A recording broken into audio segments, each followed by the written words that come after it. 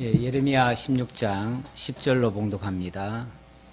내가 이 모든 말로 백성에게 말할 때에 그들이 내게 묻기를 여호와께서 우리에게 이 모든 큰 재앙을 선포하시면 어찌 됨이며 우리의 죄악은 무엇이며 우리가 우리 하나님 여호와께 범한 죄는 무엇이냐 하거든. 너는 그들에게 대답하기를 여호와께서 말씀하시되 너희 조상들이 나를 버리고 다른 신들을 따라서 그들을 섬기며 그들에게 절하고 나를 버려 내 율법을 지키지 아니하였음이라. 너희가 너희 조상들보다 더욱 악을 행하였도다. 보라, 너희가 각기 악한 마음의 완악함을 따라 행하고 나에게 순종하지 아니하였으므로 내가 너희를 이 땅에서 쫓아내어 너희와 너희 조상들이 알지 못하던 땅에 이르게 할 것이라. 너희가 거기서 주야로 다른 신들을 섬기리니 이는 내가 너희에게 은혜를 베풀지 아니함이라 하셨다 하라. 아멘. 13절까지 봉독해 드렸습니다. 세 가지를 하나님께 물었지요. 하나님, 우리에게 이 모든 큰 재앙을 선포하시면 도대체 어찌 된 겁니까? 우리의 죄악은 무엇이고 하나님께 범한 죄는 무엇입니까? 이렇게 물었더니 하나님의 대답이 첫째, 너희 조상들이 나를 버리고 다른 신들을 따라서 섬겼다. 두 번째, 그들을 섬기며 그들에게 절하고 나를 버려 내 율법을 지키지 않았다라고 하고, 세 번째는 너희가 너희 조상들보다 더 악한 일을 했다. 너희 조상들이 일단은 나 외에 다른 신을 섬겼다. 그러다 보니 너희들은 내 율법을 안 지켰다. 그런데 그게 얼마나 크고 무서운 죄인데 너희는 너희 조상들보다 더했다. 결론적으로 이 시대에 그 시대에 하나님이 심판하실 수밖에 없는 것은 너희가 너희 조상들의 그 범죄한 것을 그걸 안타깝게 여기지 아니하고 그것에 대해서 애통해하지 아니하고 도리어 너희들은 그걸 더 많이 따라갔다. 그래서 내가 심판할 수밖에 없다라고 그렇게 답변을 하십니다. 16장에 들어서서 하나님이 얼마나 크게 징계하시는지를 아주 생생하게 적나라하게 보여주시는데, 일단 너희들이 질병과 기근을 통해서 많이 죽을 것이다. 그리고 살아남은 자들은 짐승의 밥이 될 것이다. 무서운 얘기죠. 미리 죽거나 아니면 살아남은 자들은 짐승들의 밥이 될 것이다. 그러니 더 끔찍하지요. 물론 뭐 실제 짐승의 밥이 될 수도 있고 짐승 같은 자들에게 완전히 짓밟히고 유린당하고 끌려가고 이렇게 될 것을 가리키기도 하지요. 그 다음에는 자, 그렇게 엄청난 징계가 이루어지면 뭐 줄줄이 초상일 텐데 초상집이 나도 초상집에도 가지도 말아라. 가면 뭐해요? 뭐 그 집에 가면은 너들도 또 초상 날 건데, 뭐 어차피 다 죽을 건데 뭐 죽었다고 먼저 죽은 자가 어떤 면에서는 더 행복해요. 원래 극심한 그 환난 때는요, 먼저 죽는 자는 고통을 면하는 자예요. 면하고 그 고스란히 남은 자에게 그 고통이 다 가중이 됩니다. 그러니까 어찌 보면 불쌍한 자는요, 죽은 자가 불쌍한 게 아니고 살아있는 자가 더 불쌍한 거예요. 그러니까 너희 자신을 위해서 울라, 그렇게도 얘기하죠. 너희 자신을 위해서 울어야 된다. 죽은 자 위해서 불쌍하다고 울지 말고 너희가 더 불쌍하다. 그러니까 조상이 나도 조상이 집에 갈 것도 없다. 누가 뭐 결혼한다 그래도 축하해 줄 것도 없다. 그래서 잔치집에도 가지 말고 조상집에도 가지 말아라. 그렇게 얘기를 해요. 가봤자 기쁨도 없고 의미도 없고 뭐 너희들도 다 똑같이 당할 건데 무슨 의미가 있냐, 뭐 이런 얘기죠. 그래놓고 도대체 하나님 왜 이러십니까? 왜 우리를 이렇게 고통 속에 빠뜨리십니까? 라고 했더니 바로 너희 조상이 일단은 범죄했다. 나를 다 버렸다. 그러다 보니까 하나님의 율법은 다 잊혀지고 더 이상 율법을 따르지 않았다. 그런데 그게 얼마나 큰 죄인데 너희 자녀들은 그걸 뻔히 보고도 그게 잘못인 줄 알고도 오히려 더 그걸 따라갔다. 그러니까 남이 범죄하고 징계 맞는 거는요, 어떤 면에서 우리한테 경종을 울리는 거거든요. 그러면은 아차, 큰일 났구나, 이대로 가다가는 우리 다 망하겠구나, 경성을 하고 돌이키고 이렇게 하라는 신호인데, 나에게 주는 메시지인데, 그 망한 사람만 아이고 불쌍해 어쩔고 이러고 있고, 정작 자기는 깨닫지 못하니까 그 다음 차례는 너들 차례라는 거죠. 이렇게 된다는 거죠. 그렇게 바로 너희 조상이 범죄했고 너희가 또 율법을 버렸고 그 다음에 너희는 더 큰 악을 저질렀다. 그래서 아예 너희들을 다 이 땅에서 그냥 아예 못 살도록 하고 다 내쫓아가지고 먼 나라에 가가지고 차라리 그냥 그렇게 우상 섬기기 좋아하면 그들 신 밑에 가가지고 그냥 열심히 섬겨라. 거기 가면 날마다 섬길 수 있잖아요.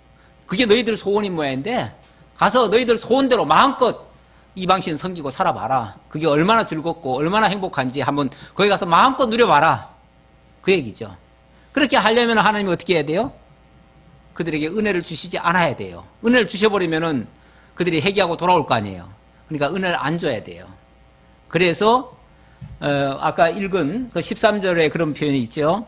내가 너희를 이 땅에서 쫓아내어 너희와 너희 조상들이 알지 못하던 땅에 이르게 할 것이라.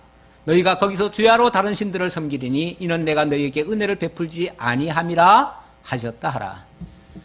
우리가 지금 하나님을 요만큼이라도 믿을 수 있는 거는요, 진짜 하나님의 은혜입니다. 하나님의 은혜라서 요만큼이라도 깨닫고 그래도 감사하다고 우리 마음속에 그래도 감사와 기쁨과 평안을 조금이라도 유지하고 있는데, 만약에 요 은혜마저도 하나님이 거두시면요, 그런 거는 싹 사라지고요, 그저 원망, 불평, 짜증, 뭐 시기, 질투, 미워함, 뭐 그래서 막 죽이고 싶어하는 그런 아마 악한 마음들만 들끓을 겁니다. 아주 사악해지는 그런 모습이죠. 저는 이번에 가가지고 사실 지금 다 얘기는 못하겠지만은 굉장히 아주 끔찍한 얘기 몇 가지를 들었어요. 몇 가지를 들었는데 어쩌면 하나님 알지 못하던 사람들의 일상생활일 수도 있어요. 얼마나 끔찍한지 몰라요. 한 자매는 자기 어머니가 그 남편에게서 바로 두들겨 맞아가지고 머리가 박살이 나서 깨져서 죽는 모습을 바로 봤대요. 그런 것도 봤고, 근데 이제 하나님 그런 상태에서는 정말 하나님 모르죠. 원망 불평밖에 못하죠. 막 저주가 나오고 이럴 수밖에 없는데, 정말 이 복음이 위대한 것은 그런 사람을 180도 바꿔가지고 정말 하나님을 위해서, 교회를 위해서 헌신하는 그런 사람으로 바꿔놓더라고요. 그런 모습을 봐서 또 한편으로는 너무 감사한데, 정말 하나님 알지 못하는 사람들의 그 끔찍한 모습들, 너무나 참 많은 그런 모습들이 많이 있는데, 뭐 일단은 하나님 은혜를 입지 못하면 사람들은 이 끔찍한 속에 들어가 있을 수밖에 없다는 것을 말씀드리겠습니다. 자, 14절입니다. 그러나 우리 하나님께서 우리를 아주 버리시는가, 이렇게 하시는 것이 아주 버려서 아주 미워서 다시는 안 보려고 이러시는가. 일단은 그렇게 하실 때는 꼭 그런 것 같아요.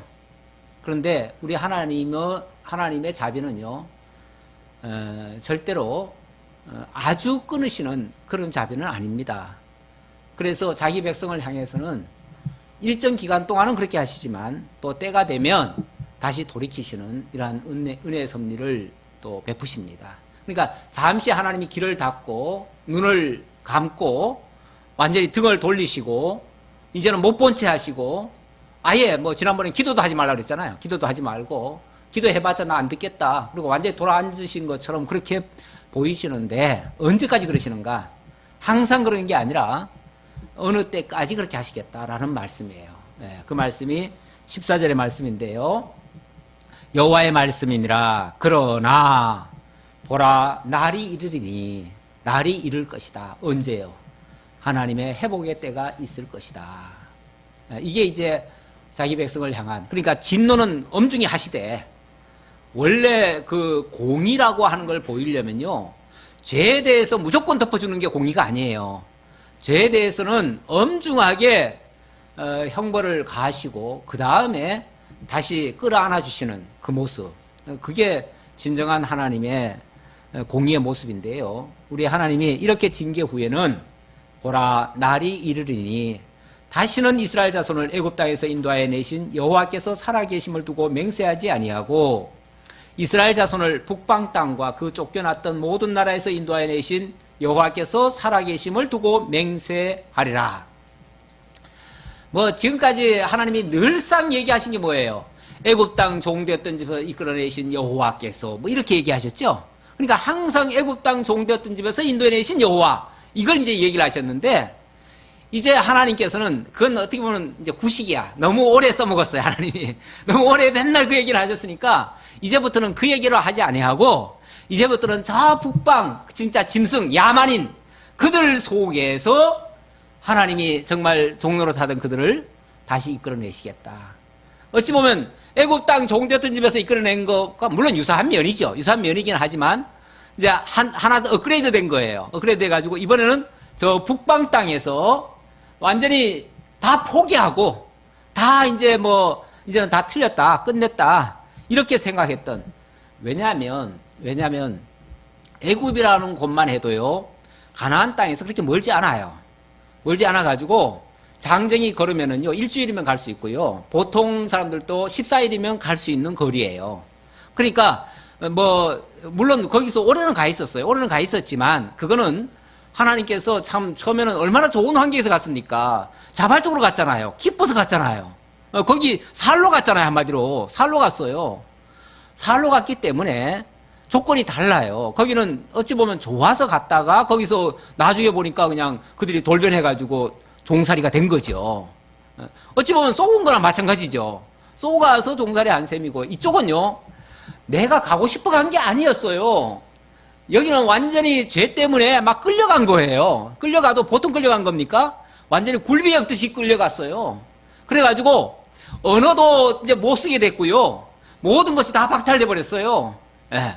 그렇게 해서 모든 뭐 자유는 고사하고요. 모든 것이 다 박탈돼 가지고 이제 완전히 이제 바벨론 사람으로 갔고, 그리고 거리가 또 너무나 멀어요. 멀어서 거기서 다시 돌아온다는 것은 상상을 못할 상태가 돼 버렸어요. 이제 거기 가면 이제 끝이에요. 끝이라고 생각했고 이제 더 이상은 이제 우리에게는 아무런 소망이 없다라고 할 그때에 하나님께서 그들을 다시 돌이켜 주시는 거거든요. 그러니까 이거야말로 애굽 땅에서 종되었던 집에서 인도해내신 여호와보다도 어떻게 보면 한층 더 업그레이드된 하나님 여호와의 모습을, 하나님의 그 회복해 주시는 능력을 보여주시는 그런 모습이에요. 그래서 이제부터는 애굽 땅에서 인도해내신 여호와께서 살아계심을 두고 맹세한다 이렇게 말하지 않고 이제부터는 북방 땅과 그 쫓겨났던 모든 나라에서 인도하여 내신 여호와다. 그 여호와께서 살아계심을 두고 맹세하겠다.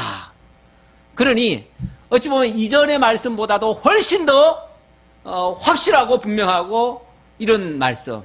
네. 그래서 이제 앞으로 되어질 일들은 이전에 되어진 일보다도 훨씬 더 강력하고 그렇다 이런 의미에서 그렇게 비교적으로 얘기를 한 거예요. 그러나 뭐 근본적으로는 같은 원리예요. 같은 원리에서 하나님은 도저히 인간적으로는 회복될 수 없는 상황에서 인도해 내시겠다고 하는, 그래서 하나님의 그 은혜와 능력을 보이시겠다고 하는 그런 모습입니다. 내가 그들의 조상에게 준 그들의 땅으로 인도하여 드리리라. 마침내는 하나님께서 도저히 돌아올 수 없다고 생각한 그곳에서도 돌아오게 하겠다. 이번에는 어느 한 나라에서만 돌아오게 하는 게 아니라 여기 보니까 모든 나라에서, 그 쫓겨났던 모든 나라에서 인도하여 그럽니다. 사실은 그 이전에 북쪽 이스라엘은 아수르로 잡혀갔고요. 남쪽은 바벨론으로 잡혀갔는데 그때 바벨론으로 다 잡혀간 게 아니고요. 일부는 애굽으로 또 도망을 가버렸어요. 그 외에도 다른 지역으로 또 많이 흩어졌어요. 흩어졌는데 나중에 돌아올 때는 하나님께서 또 다 돌아오게 하겠다. 모든 나라에서부터 돌아오게 하겠다. 이렇게 하니까 어찌 보면 애굽 땅에서 인도해 내신 것보다는 한층 더 어렵고 힘든 일이지만 하나님의 능력은 더 크게 보일 수 있는 역사지요. 여호와의 말씀이니라. 16절입니다. 여호와께서 일단은 뭐 아직은 뭐 징계를 계속 얘기하고 있는 중이에요. 계속 얘기하고 있는 중이니까 나중에는 회복해 주겠지만 어쨌든 징계 받을 동안에는 이렇게 될 것이다 라고 하시는 말씀을 계속하고 있어요. 16절로 18절에서는 어부와 포수처럼 사냥할 것을 경고하는데요. 여호와의 말씀이니라. 보라, 내가 많은 어부를 불러다가 그들을 낫게 하며 그 후에 많은 포수를 불러다가 그들을 모든 산과 모든 언덕과 바위 틈에서 사냥하게 하리니 이는 내 눈이 그들의 행위를 살펴보므로 그들이 내 얼굴 앞에서 숨기지 못하며 그들의 죄악이 내 목전에서 숨겨지지 못함이라. 내가 우선 그들의 악과 죄를 배나 갚을 것은 그들이 그 미운 물건의 시체로 내 땅을 더럽히며 그들의 가증한 것으로 내 기업에 가득하게 하였음이라. 예. 여기 하나님께서 마치 그 사냥하고 또 어부가 또 이렇게 그물로 잡듯이 이렇게 하겠다. 이거는 이스라엘 백성들에게 한다는 얘기가 아니라 사실은 그 대적들한테 그렇게 하시겠다는 거죠. 다시 말하면 이스라엘 백성들을 나중에 회복할 때에 대적들을 이렇게 심판하고 너희들을 건져내겠다. 그런 의미로 얘기하는 말씀입니다. 자, 그래서 그들의 죄는 배나 갚을 것이다 그랬는데, 그리고 그들이 그 미운 물건의 시체로 내 땅을 더럽히며 그들의 가증한 것으로 내 기업에 가득하게 하였기 때문에 그렇다. 그러니까 너희들을 엄청나게 이제 핍박을 가하고 많은 그 아픔을 주겠지만, 그러나 내가 너희들의 그 고통당한 것을 내가 4배나 원수들에게 갚아줄게. 그 말이죠. 이거는 굉장히 위로지요. 우리가 대적도 뭐 무조건 잘못되기를 바라지는 않지요. 그러나 하나님께서 우리를 보호하신다고 하는, 우리를 지켜주시고 우리 편이 되어주신다고 하는 하나의 증거물이죠, 그게. 하나님이 내가 너희와 함께 할게. 내가 너희를 지켜줄게. 어떤 상태에서도 내가 보호해줄게. 이런 하나님의 그 맹세 같은 약속이죠. 그런 약속을 이스라엘 백성들에게 주어서 비록 잡혀가는 신세고 비참한 신세지만 그럼에도 불구하고 한 가닥 그 소망을 가지게 되는 거죠. 물론 사람들이 그 어려운 현실 속에서 과연 이 말씀이 믿어질까? 그거는 차후 문제지만 어쨌든 하나님께서는 이렇게 말씀을 해주십니다. 그 다음 19절로 21절의 말씀.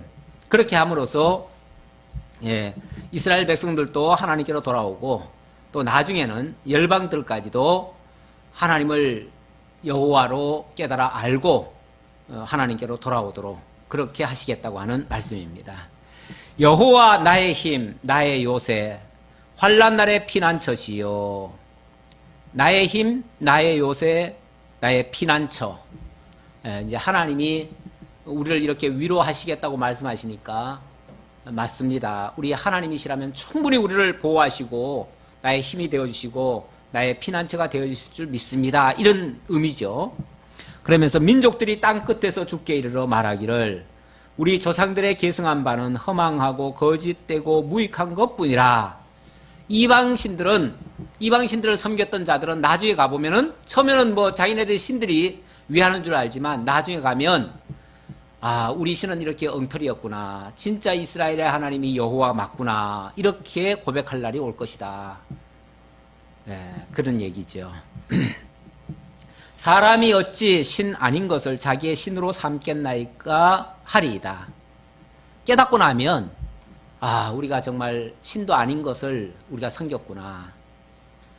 이번에 그 어느 한 자매가 그 교인 중에 한 자매가 목사님이 왔다고 특별히 뭐 대접도 하겠다 그러고 또 당신네 집에 와서 대접할 테니까 와서 말씀 좀 전해달라 그래가지고 제가 개인 신방처럼 다녀왔습니다. 다녀와서 그 집안 이야기도 좀 많이 듣고 했는데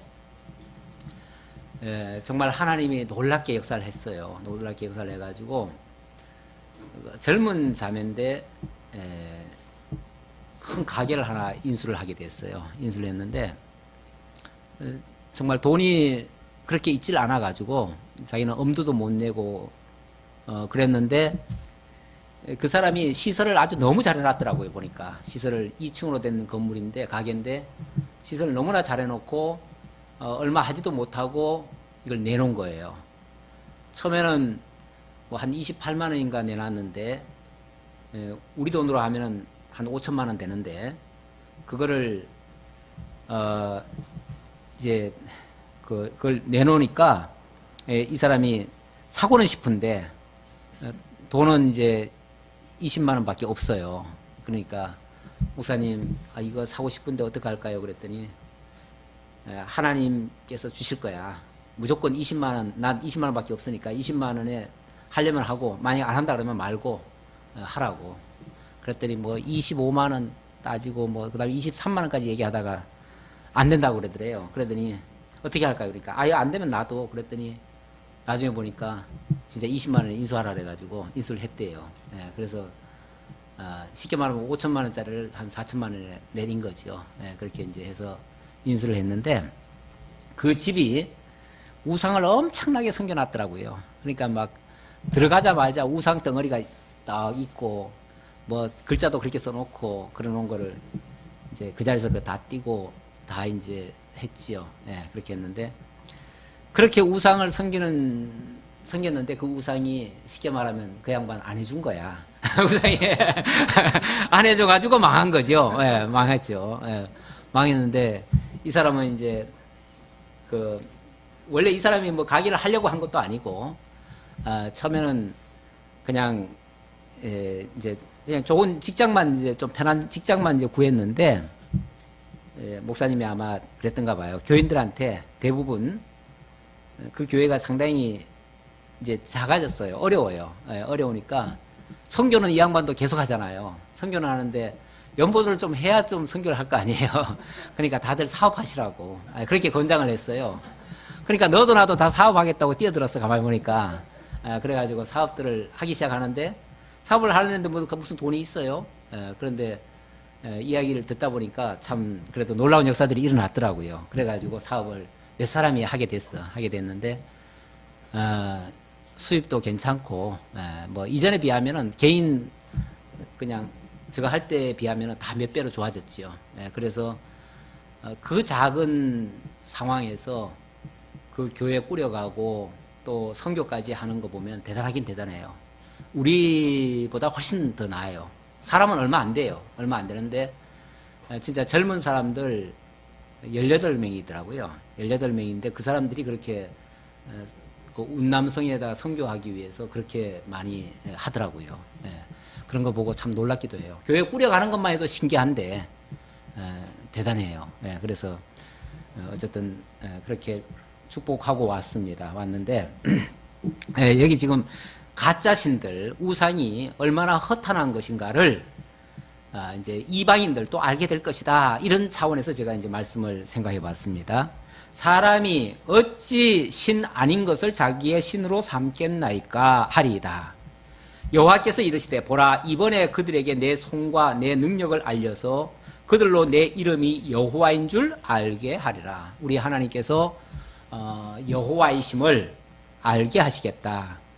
그러려면은 평이한 일로는 하나님이 여호와이신 줄 잘 모르죠. 모르니까 이스라엘 백성들이 절대로 회복할 수 없는 상황에서 대적들에게 그렇게 완전히 종노릇하게 하다가 그 대적들을 하나님께서 4배나 원수를 갚으심으로 오히려 이들이 회복이 되어지는 역사, 일종의 강복의 역사, 그런 거를 이제 맞게 하는 거죠.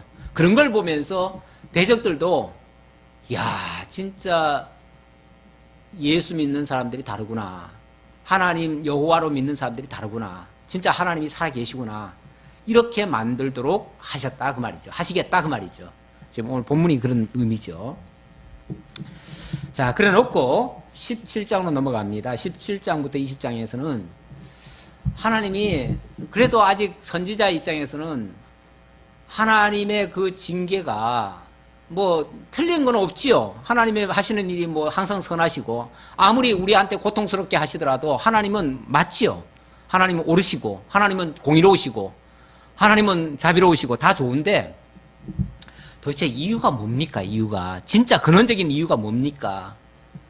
이런 이제 질문을 안 던질 수가 없죠.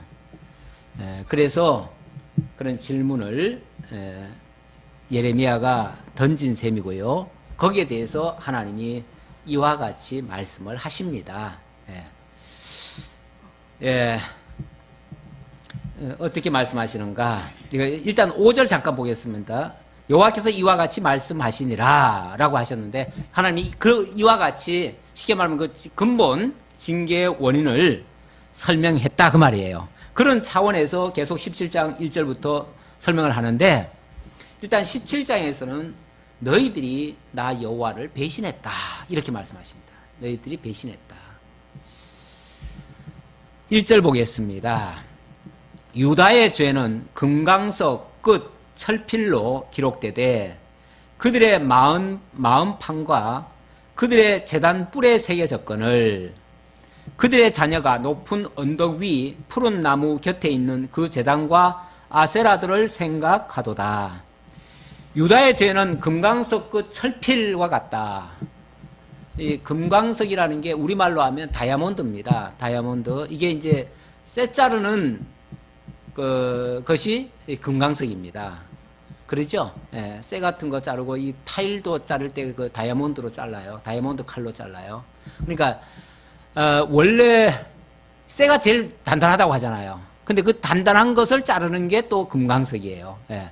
그래서 이 금강석 철필 끝 뾰족한 부위, 그걸로 이게 얼마나 단단한지 쉽게 말하면은 다른 무엇으로도 못 깬다 그 말이에요. 쇠보다도 더 강하니까 이게 뭘로 이게 깨어지냐 그 말이죠. 예. 그걸로 기록이 돼가지고 도대체 이게 바뀌어지질 않는다는 거죠. 그렇게 완고하고 아주 완전히 새겨져 있듯이 그렇게 그들의 죄가 그렇게 완전히 굳어져 있다. 기록되되 그들의 마음판과 그들의 제단 뿔에 새겨졌거늘 그들 마음도 이미 그렇게 굳어져 버렸고 또 그들을 그들이 섬기는 그 제단 뿔에도 그렇게 새겨져 있다. 그러니까 제단도 사실은 하나님을 섬기는 제단이 아니라 우상 섬기는 제단이죠. 우상 섬기는 제단에 우상을 향한 그 마음, 그게 얼마나 완고한지 마치 금강석 그 철필 같다 그렇게 표현했습니다. 그러다 보니 그들의 자녀가 높은 언덕 위 푸른 나무 곁에 있는 그 제단들과 아세라들을 생각하도다. 늘 하나님을 생각한다는 게 하나님을 생각하는 게 아니라 저 들판에 또는 그 신전에다가 세워놓은 아세라 신상 또 무슨 나무 신상 그런 것들에다 늘 관심을 가지고 있다는 거죠. 그러니까 하나님에 대한 생각이 없고 우상에 대한 생각만 가득 차 있다. 그걸 이제 이렇게 표현한 거죠. 들에 있는 나의 산아 내 온 영토의 죄로 말미암아 내가 내 재산과 내 모든 보물과 산당들로 노략을 당하게 하리니, 그러니까 온통 다 더럽혀졌어요. 한마디로 산하가 맑고 깨끗하고 그렇게 뭐 정결한 그런 산하가 아니라 온통 우상으로 더럽혀진 그런 산이죠. 제 신학교 시절에 일주일에 한 번씩 삼각산을 갔어요. 삼각산에 가면 얼마나 좋은 산이에요. 정말 참 신령스러운 산이라고 그래요. 그 산을 사람들이 그렇게 막 그 정도로 아주 좋은 산인데, 뭐 거기도 그렇고 저기 저 충청도로 가면 계룡산 같은 거 거기서 곧 용이 튀어나올 것 같잖아요. 그렇게 아주 심산유곡에다가 너무 아주 뭐 좀 좋은 그런 산이에요. 그런데 거기에 온통 뭐가 있어요? 온통 가는 곳마다 그냥 골목마다 이렇게 언덕백이 올라가는 데마다 그냥 전부 다 우상단지들이 다 있어요. 정말 많아요. 그 삼각산에도 엄청 많아요. 근데 또 하필이면 거기에 그렇게 또 기독교인들이 많이 가가지고 기도를 많이 하는지 모르겠어. 거기 가서 기도하면 또 하나님이 들으시는가 봐. 어쨌든 뭐 서로 그냥 신들의 전쟁 같은 그날 밤은 그 신들의 전쟁이에요. 완전히 뭐 한쪽에서는 저 우상들 무너지라고 막 소리 지르고 우리도 올라가면서 내려가면서 막 이렇게 함께 하지요. 합창으로 무너져라 무너져라. 우리도 내려갔어요. 그런 기억이 있어요. 어쨌든 그렇게 하면 그 신들이 무너질 줄 아는데 오히려 그 신들은요 더 우뚝우뚝 세워지더라고요. 그 미륵이니 뭐 이런 것들 보면 얼마나 많이 세워놨는지 몰라요. 양쪽 길거리 가는데 세워놓고 그 산 골짝골짝마다 전부 다 촛불 켜놓고 향 켜놓고 그렇게 해놔요. 예. 온통 그 아름다운 산하가 정말 하나님 만들어 놓은 그 피조 세계가 완전히 더럽혀진 거지요. 예. 이스라엘도 이제 산당 제사가 많았어요. 예. 실제로 산당 제사가 많았는데 그들은 물론 하나님 섬긴다고 했어요. 그런데 하나님 섬기는 방식이 정상적인 방식이 아니다 보니까 결국은 우상 섬기는 모습이 똑같아요. 그러니까 이게 제대로 알지 못하면요, 하나님 섬기는 거나 우상 섬기는 거나 사실 비슷할 수 있어요. 예. 그래서 진짜 중요한 거는 그 형식이 아니고 그들 그 마음 속에 중심이 어디 있느냐, 진짜 하나님을 깨달아 알고 섬기느냐, 아니면 모르고 그냥 덮어놓고 그냥 하나님이라고 해가지고 막 어디다 갖다 빌고 그러면은, 아니 금송아지 만들어 놓고 금송아지 앞에서 하나님 우리를 복 주세요 그러면 웃기잖아요. 예, 그런 모습이죠, 쉽게 말하면. 예. 실제로 그 베델과 단에다가 금송아지 만들어 놨었어요. 예, 그런 시기였어요. 예. 그래서 하나님은 그들의 자녀가 높은 언덕 위 푸른 나무 곁에 있는 그 제단들과 아세라들을 생각하도다. 들에 있는 나의 산하, 내 온 영토의 죄로 말미암아 내가 내 재산과 내 모든 보물과 산당들로 노략을 당하게 하리니 내가 내게 준 내 기업에서 내 손을 뗄 것이며 또 내가 너로 하여금 너의 알지 못하는 땅에서 내 원수를 섬기게 하리니 이는 너희가 내 노를 맹렬하게 하여 영원히 타는 불을 일으켰습니다. 너희가 그렇게 우상 섬기기를 좋아하니까 아예 날마다 우상 섬길 수 있는 곳으로 내가 보내줄게, 그 말이에요. 그래가지고 아예 그 우상 섬길 수 있는, 하나님은 도무지 뭐 말도 못 들어볼 수 있는 그런 곳으로 옮겨버리겠다는 거예요. 그래서 바벨론으로 옮기겠다는 거예요. 그러면서 5절입니다. 예, 5절로부터는 하나님을 의지하지 않고 사람을 의지한 결과가 바로 이와 같다는 것을 말씀하십니다. 여호와께서 이와 같이 말씀하시니라. 무릇 사람을 믿으며 육신으로 그의 힘을 삼고 마음이 여호와께서 떠난 그 사람은 저주를 받을 것이라. 그는 사막의 떨기나무 같아서 좋은 일이 오는 것을 보지 못하고 광야, 간조한 곳, 건건한 땅, 사람이 살지 않는 땅에 살리라. 예, 하나님 의지하지 않는 사람의 그 마음 상태가 얼마나 무미건조한지, 얼마나 허탈한지, 나중에 가면 얼마나 허망한 짓을 했는지 이런 식으로 하나님께서 알게 하겠다, 그 말이죠. 진짜 하나님 모르면은 나중에 무슨 재미로 사나 싶은 생각도 들긴 들어요. 예, 물론 그 사람 나름대로 또 다 재미가 있겠지만 죄 짓는 재미도 소설하긴 할 거예요. 예, 그렇긴 하지만은 우리가 생각할 때는 나중에 아마 죽을 때 나는 헛살았다 하는 사람들은 다 하나님 모르고 하는 사람들이 정말 그게 좋은 줄 알고 살았는데 막상 이제 죽음을 앞두고 이제 정리하려고 보니까 내가 뭘 위해서 살았던가 이런 생각 들 거예요. 정말 무미건조한 삶이 그 삶이 아니겠는가 싶어요. 그러나 정말 하나님 알고 깨닫고 그리고 믿음 안에서 감사와 기쁨으로 살았다면 설령 내일 내가 너 부르겠다 그래도 하나님 그동안 정말 감사했습니다. 정말 더 이상 후회 없는 삶이었습니다. 행복했습니다. 아마 이렇게 하고 가지 않을까. 그렇게 가면 가장 좋겠죠. 제가 지난번에 그런 얘기 했죠. 어떤 목사님이 마지막 은퇴사에서 그런 얘기 하더라고요. 지금까지 나의 이 모든 삶이 하나님의 은혜였습니다. 딱 세 마디만 하겠대요. 그래서 은혜, 감사, 행복 요 세 마디 하겠다는데 그동안 하나님의 은혜로 이렇게 살았습니다. 거기에 여러분들이 함께 해주셔서 너무 감사하고 그래서 나는 정말 행복했습니다. 이제 모든 걸 다 내려놓지만 그동안의 삶이 너무나 행복했습니다. 우리의 삶도 그렇게 기결되겠죠. 하나님을 제대로 알고 섬겼다면 정말 내일 하나님 불러도 미련 없이 하나님 너무나 감사했습니다. 행복했습니다. 너무나 고마웠습니다. 또 이 다음에 또 하나님과 같이 또 영원히 살 걸 생각하니까 오히려 기대가 부풀고 정말 빨리 그날이 다가오기를 학수고대하고 있고 이렇게 살면 아마 하루하루가 즐거울 거예요. 그렇게 고통스럽지는 않을 거예요. 근데 하나님 알지 못하면 안 죽으려고 막 발버둥 쳤잖아요. 예, 현대 정주영 씨도 어떻게든지 막 살아보겠다고 마지막 그 젊은 피 수혈까지 했잖아요. 예, 젊은 사람들의 그 피를 뽑아가지고 자기 피 다 바꿔치기 하고 그렇게까지 해봤어요. 근데 결국 안 되더라고요. 이렇게도 안 되고 저렇게도 안 되고 지금 누굽니까? 지금 한 분은 지금 식물인간으로 지금 살고 계시잖아요.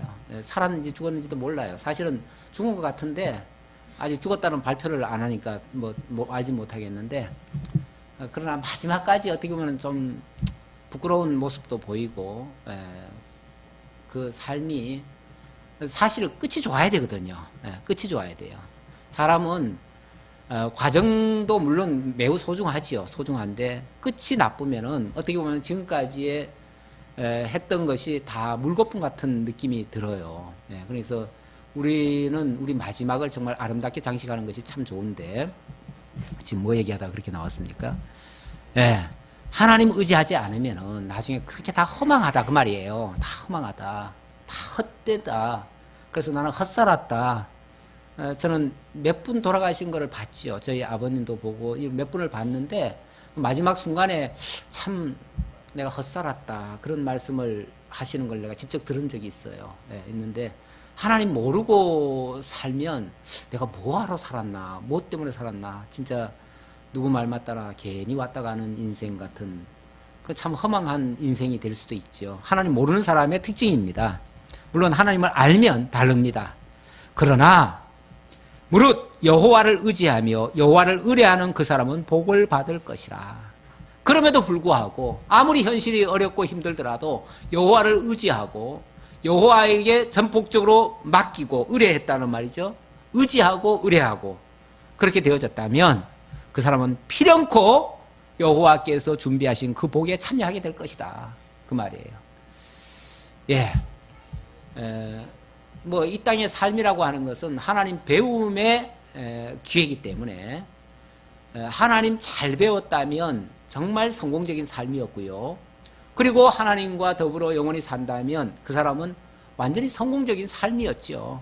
더 이상 무슨 뭐가 있겠어요. 반드시 그러한 복에 참여하게 될 것이다 그 말이에요. 그는 물가에 심겨진 나무가 그 뿌리를 강변에 뻗치고 더위가 올지라도 두려워하지 아니하며 그 잎이 청청하며 가무는 해에도 걱정이 없고 결실이 그치지 아니함 같으리라. 정말 여호와를 의뢰하고 여호와께 맡기는 그 사람의 삶이라고 하는 것은 마치 물가에 심어진 나무와 같다. 물가에 심어진 나무는 겉보기는 뭐 똑같은 나무예요. 저쪽에 있는 나무나 이쪽에 있는 나무나 똑같아요. 그런데 물가에가 있다 보니까 물가에서 계속 공급이 되는 거죠. 그러니까 내적으로 충만한 거죠. 겉보기야 뭐 다 똑같지만은 그 박 목사가 이번에 아마 북한 그 가까운 곳을 갔다 왔나 봐요. 갔다 왔는데 어쩌면은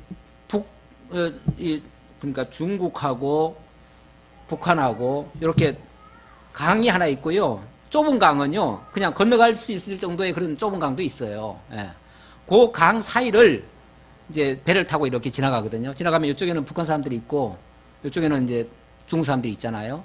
그래서 이렇게 지나가는데, 이쪽에 중국 땅에는 옥수수가 막 다 이렇게 커가지고 엄청나게 정말 참 알알이 연걸어가지고 너무 정말 탐스럽고 그런데, 이쪽 북한 땅은요, 그냥 요만한 게 자라지도 않아가지고, 전부 다 그렇게 그냥 앙상하대요. 아니, 어떻게, 그 멀지도 않은 요 땅에, 요쪽은 이렇게 풍성하고 이쪽은 이렇게 안 되는지. 뭐, 난 옥수수 농사는 안 지어봤습니다만은, 그 양반 말이 그렇더라고요. 옥수수라고 하는 건 그냥 심어 놓으면 되는데, 어떻게 그 땅에는 심어놔도 안 되냐고. 마치 무슨 저주받은 땅 같은 느낌이라는 거죠. 그것만 봐도.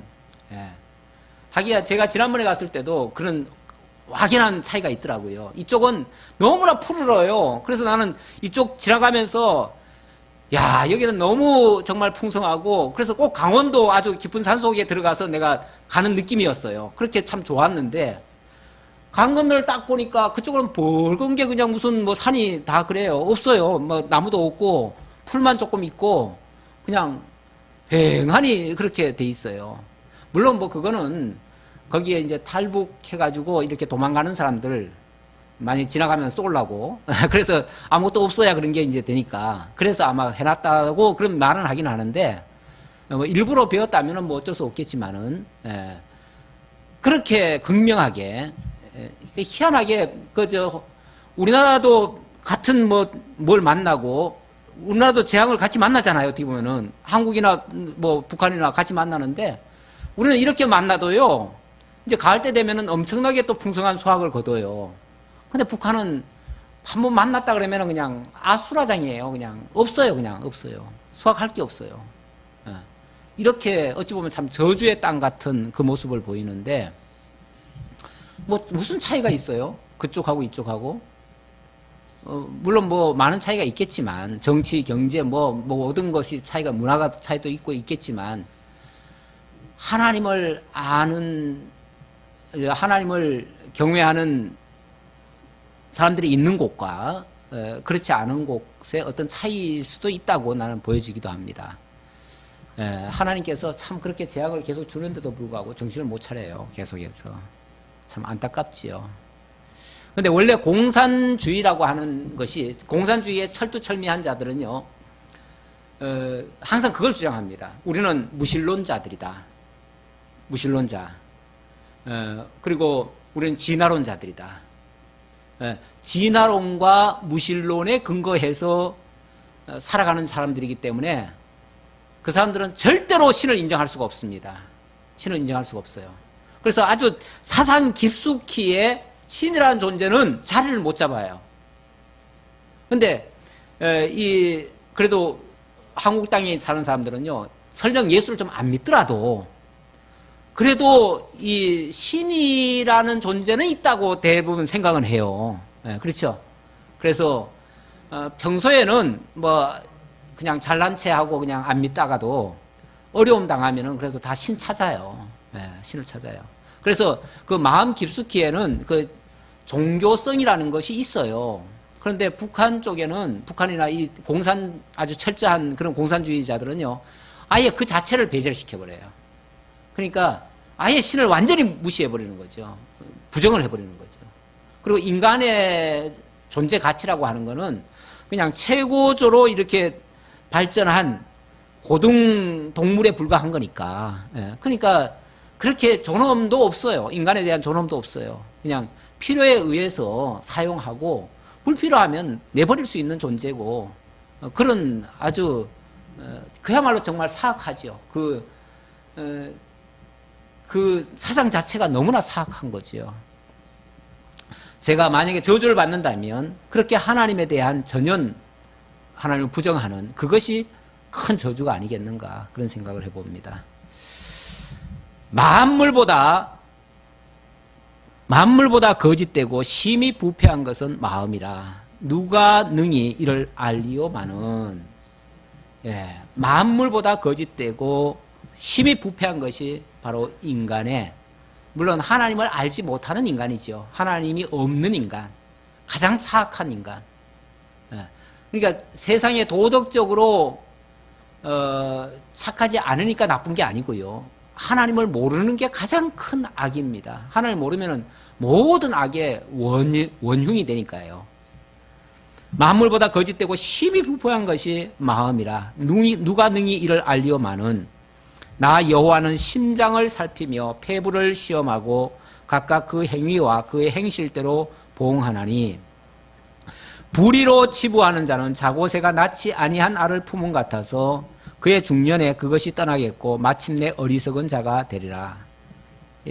불의로 치부하는 자는 자고새가 낳지 아니한 알을 품는 것 같다. 원래 그 뻐꾸기 같은 새 있잖아요. 이 자고새도 그런 종류일 수 있어요. 근데 남의 알을 갖다가 품어요. 남의 알을 품으면은 그 알이 지 알 같지만은 자라나면요 지 알이 아니에요. 그러다 보니까 결국은 해치고 그리고는 떠나가 버리죠. 좀 자라면 다 떠나가죠. 우리 정말 하나님 모르는 사람들이 이 세상 거를 움켜쥐면 다 내 거 되는 줄 알고 그렇게 악착같이 끌어모으고 그걸 위해서 온갖 수단 방법 안 가리고 그런 방법을 씁니다. 쓰는데 그렇게 모은 것들이요 집권 줄 알았지만은 조금 있으면요 어느새 홀홀 날아가 버립니다. 날아가 버리고 오히려 그것이 자기를 찌르는 칼이 되고요. 그것 때문에 자기를 죽이는 그런 결과가 만들어지기도 합니다. 그래서 결국은 그런 하나님의 은혜로 말미암아 이루어지지 않은 것들은 다 나를 해치는 도구일 수도 있어요. 그런 것들이 결국은 우리를 마치 다 망가뜨리는 그런 것이 될 것이고, 그렇게 되어지면 그것이 내 건 줄 알고 믿었던 사람들 입장에서는 심히 어리석은 결과가 된다는 거죠. 사실 인생 뭐 어마어마하게 끌어모아도 갈 때는 빈손으로 그냥 가잖아요. 빈손으로 가는 거 보면 진짜 내 건 줄 알고 품었던 사람들의 그 비참함, 허망함, 아마 우리는 하나님 부르시면 그냥 기쁨으로 갈 것 같은데 모르겠어요. 아직까지는. 아직까지 그런 생각인데 아마 그 많이 있는 사람들은 절대 못할 것 같아요. 그게 아까워가지고 어떻게 벌어모은 건데 이걸 어떻게 놔두고 내가 그냥 갈 수 있느냐고 아마 절대로 못할 것 같아요. 그게 제일 불쌍한 거죠. 기쁨으로 가야 고종명이 되죠. 고종명. 고종명이란 말은 잘 죽는 거거든요. 정말 자기 달려갈 길을 마치고 하나님의 그 정한 것을 다 마치고 그리고 이제 착하고 충성된 종아 이제 오라 했을 때 그냥 기쁨으로 주님을 맞이하면은 그 다음에 정말 기쁨으로 펄짝 뛰어서 그쪽으로 넘어갈 것 같은데 그럴 것 같은데 이 땅의 걸 지금 막 너무나 많이 갖다 놓으면은 이걸 가지고 갔으면 좋겠는데 못 가져오게 하지. 그러니까 이거 도저히 갈래야 갈 수가 없는 거죠. 너무 고통스러운 거죠. 근데 그게 결국은 어리석다는 거죠. 가져갈 수도 없지만 또 안 갈 수도 없잖아요. 안 갈 수도 없고 결국은 강제로 빼앗기다시피 그냥 가는 건데 강제로 끌려가다시피 가는 거잖아요. 가기 싫은데 가는 거는 진짜 끌려가는 거잖아요. 끌려가는 거. 사실 그 환자들 이렇게 참 죽음을 앞두고 있는 그런 사람들 보면 특히 이제 하나님 믿는 사람은 그렇게 덜 안타까워요. 그런데 하나님 안 믿는 사람은 정말 눈물이 나와요. 그분들 이렇게 어떻게 해서 이제 목사님 뭐 와서 기도해 주면 병이 나을까 싶어서 이제 해달라는데 솔직히 나는 그런 재주는 없고 그런 재주는 없고 기도는 해드리지만은 정말 편안하게 참 갔으면 좋겠는데 하나님 믿고 편안하게 갔으면 좋겠는데 그것도 아니지. 그러니까 막 더 안타깝지요. 더 안타까운 그 모습이 아마 제게에서 나올 거예요. 제 마음은 그렇습니다. 영화로우신 보좌여 12절로부터 이 선지자가 일단 여호와께서 그렇게 우리를 인도하시고 하나님의 사랑으로 이끌어 들이시는 것에 대해서 비록 징계 중에 있지만 그래도 징계 후에는 하나님께서 다시 돌이키시고 이렇게 하신다는 것에 대해서 얼마나 감사해요. 그러니까 하나님을 일단 찬양하고 그리고 원수들에 대해서는 아까 4배를 갚겠다 그랬잖아요. 원수를 그렇게 징계하신 후에 이스라엘 백성들을 건져주시겠다고 하니까 그래서 하나님을 찬양하면서 그 원수들에 대해서는 하나님 말씀하신 대로 보수해 주옵소서 하고 기도하는 그런 선지자의 말입니다. 기도의 내용이죠, 일종의. 영화로우신 보좌여 시작부터 높이 계시며 우리의 성소이시며 시작부터 높이 계셔요. 다시 말하면 하나님은 처음부터 알파와 오메가 되시는 하나님이시고 처음부터 창조주셨고 모든 만유의 근원이시고 그러신 분 아니에요? 그러니까 이 천하의 어떤 세력도 어떤 힘도 어떤 권세도 다 그분 아래에 있는 것들이에요. 그러니까 사실 그분 안에서는 모든 것을 다 우리가 뭐 아무것도 두려울 것이 없어요. 그분 안에서는. 그래서 그분을 찬양하는 겁니다. 영원하신 보좌여 시작부터 높이 계시며 우리의 성소이시며 우리의 성소 우리를 감싸고 계시고 우리를 보호하시고 우리를 안전하게 지키시고 그야말로 암탉이 병아리를 이렇게 날개 아래 모으시는 것처럼 우리의 성소가 되셔서 그렇게 해주시는 하나님이시요. 그리고 이스라엘의 소망이신 여호와요. 이스라엘의 소망이란 말은 이스라엘에게 하나님이 언약하신 것을 이루어 주실 줄로 믿고 간구하는 그 백성들의 모습이죠. 이스라엘의 소망이신 여호와여, 무릇 주를 버리는 자는 다 수치를 당할 것이라. 하나님 모르고 하나님 떠난 그들은 어쩔 수 없죠. 그들은 수치를 당할 수밖에 없는 거죠. 그리고 그들은 무릇 여호와를 떠나는 자는 흙의 기록이 되오리니 이는 생수의 근원이신 여호와를 버림이니이다. 맞아요. 그들은 어쩔 수 없이 버림을 받을 수밖에 없어요. 그러나 그 가운데 우리까지 다 버리신다는 얘기는 아니잖아요. 하나님이 징계하신다고 해가지고 모든 사람을 다 쓸어버리신다는 얘기는 아니잖아요. 오히려 그런 징계 속에서도 여호와를 의지하고 여호와를 의뢰하는 자들은 마치 물가에 심긴 나무처럼 하나님께서 다시 생수를 공급하시고 다시 살게 하시는 역사를 하신다고 했으니 그분을 찬양할 수밖에 없지요. 네. 여호와여, 주는 나의 찬송이시오니 나를 고치소서. 그리하시면 내가 낫겠나이다. 나를 구원하소서. 그리하시면 내가 구원을 얻으리이다. 네, 그래서 먼저 하나님 앞에 감사 찬송하고, 그리고 이제 약속하신 대로 우리를 회복해 주옵소서. 그러면은 우리가 다시 회복되겠나이다. 이제 하나님을 전폭적으로 의뢰하고 의지하는 그러한 믿음의 고백이지요. 네.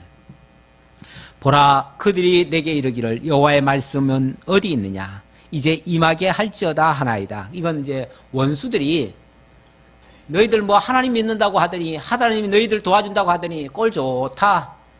어디 하나님이 살아계신가? 우리가 봤을 때는 하나님 없는 것 같은데 그래도 너희들이 아직까지 믿고 있느냐? 이렇게 조롱하는 자들이 있어요. 원수들이. 어쩌면 저 바벨론들도 얼마나 여호와를 망령되이 편론하고 회방하고 대적하고 그리고 끌고 갔습니까? 완전히 무시했죠. 네. 그런 식으로 했는데 이 선지자 입장에서는 하나님 분명히 살아계시고 우리 편이 되어주시고 우리의 성소가 되어주시고 끝까지 우리를 보호하시고 놓치지 아니하시고 지켜주실 것이다. 그거를 이제 주님 보여주십시오. 그 말이죠. 네. 나는 목자의 직분에서 물러가지 아니하고 주를 따라 싸우며 재앙의 날도 내가 원하지 아니하였음을 주께서 아시는 바라. 내 입술에서 나온 것이 주의 목전에 있나이다. 주는 내게 두려움이 되지 마옵소서. 재앙의 날에 주는 나의 피난처시니이다. 나의 두려움이 되지 말라는 것은 자기가 믿고 의지하는 그것이 나중에 실망스럽게 되지 않도록 해달라 그 얘기죠. 그러니까 이제 이거는 의심해서 하는 말이 아니고 하나님 분명히 믿습니다. 하나님 정말 살아계시고 하나님 분명히 말씀대로 이루시는 여호와이십니다. 그러니까 그 말씀대로 이루어 주소서. 나는 주님만 믿고 나아가겠습니다. 네. 그 얘기죠. 그러니까 이거 뭐 의심스러워서 이 말을 하는 게 아니고 진짜 그렇게 믿고 하나님께만 전폭적으로 맡기겠다고 하는 그러한 자기 신앙 고백 같은 이야기입니다. 나를 박해하는 자로 치욕을 당하게 하시고 나로 치욕을 당하게 마옵소서. 그들은 놀라게 하시고 나는 놀라게 하지 마시옵소서. 재앙의 날을 그들에게는 임하게 하시며 배나 되는 멸망으로 그들을 멸하소서. 이것도 뭐 일방적으로 저 원수들 무조건 물리쳐 주세요가 아니라 하나님 그렇게 하시겠다고 사배를 갚아주겠다고 말씀하셨잖아요. 그러니까 하나님 그렇게 말씀하셨으니 저는 그렇게 믿고 가겠습니다. 그러니까 하나님께서 그 모든 뒷일은 주님께서 처리해 주십시오. 하나님 말씀하신 대로 이루어 주소서. 그 얘기죠. 네, 그렇게 하나님을 찬양하면서, 다시 말하면 하나님 찬양한다고 하는 것은 하나님이 그렇게 약속하신 것을 내가 믿고 감사하다 그 말이에요. 그래서 하나님 앞에 하나님 반드시 그렇게 이루어 주실 줄 믿고 하나님을 찬양할 테니 하나님께서는 약속하신 그대로 이루어 주소서 그 말이죠. 자, 그랬더니 19절로부터 너희들이 나를 어떻게 배신하고 나를 떠나가겠는 줄 아느냐, 그 모든 원인은 여기서부터 출발한다라고 말하는데 이건 다음 주에 봐야 되겠네요. 시간이 다 됐습니다. 기도하겠습니다. 아버지 하나님 감사합니다. 우리 하나님 살아계시고 말씀하신 그대로 역사를 이루시는 여호와이심을 저희들 믿습니다. 삶 속에서도 깨닫게 하시고 하나님의 말씀 앞에 늘 순복하고 순종하는 저희 모두가 되게 하옵소서. 여러 가지 어려운 현실들이 있습니다. 많은 또 물난리로 인해서 곳곳에 어려움들이 있습니다. 주님께서 모든 길 지켜주시고 저희들의 할 일도 잘 감당할 수 있도록 역사해 주옵소서. 감사드렸고 예수님의 이름으로 기도하옵나이다. 아멘.